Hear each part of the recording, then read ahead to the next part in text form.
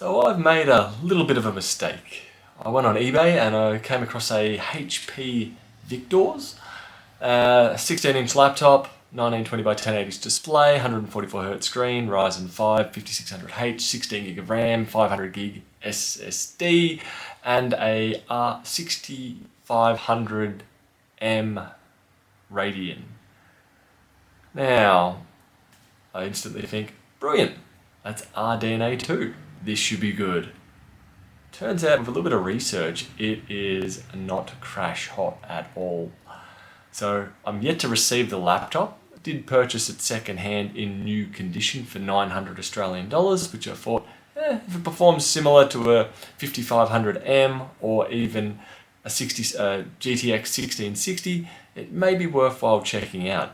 But after looking deeper into the specs of the 6500M, it looks to be just as much as a disappointment in the laptop world as it is in the desktop world with the 6500. So let's have a bit of a look at the specs. On the left hand side we have the newer 6500M. On the right hand side we have the older 5500M.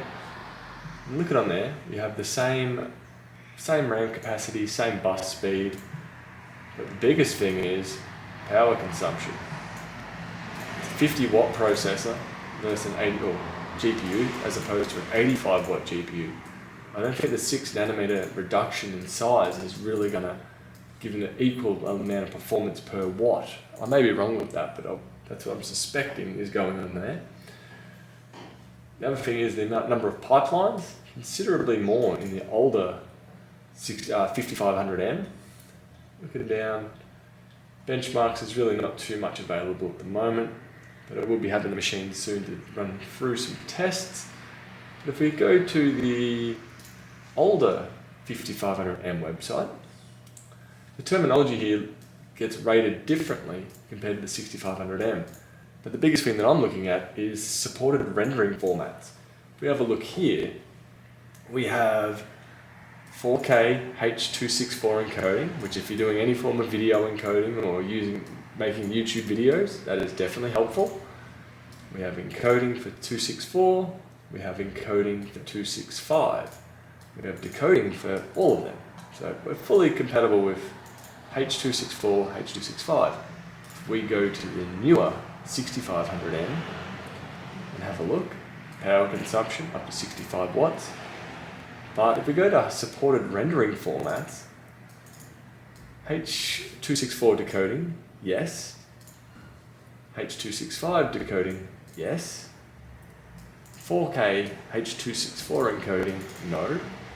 And H.265 encoding, no. So it does not support any form of or large variety of video encoding, which means if you're going to render a video on using one of these machines, you're definitely going to be waiting a lot longer compared to its older sibling, the 5500M.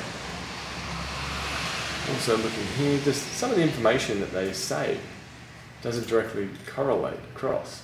So if we look at the compute units, there's 16 versus 22 on the older version.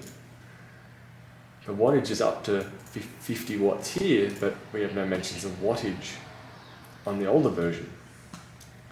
So I guess we're just going to have to find out what they are, or how it will actually perform in the real world. But at this time, I think I'm going to be sorely disappointed with the overall performance of this HP laptop, and overall with the 6500M, I think I'm going to be disappointed with that. I'm predicting that it's going to be comparable to something like the GTX 1650, and that's going to be very underwhelming. But I guess I'll find out when I get my hands on, and hopefully early next week. And hopefully I have a video out a bit later after that. But so far, I'm not holding much hope for the 6500M, as being the 6500 desktop version was very much hated. So let's check it out soon. Bye.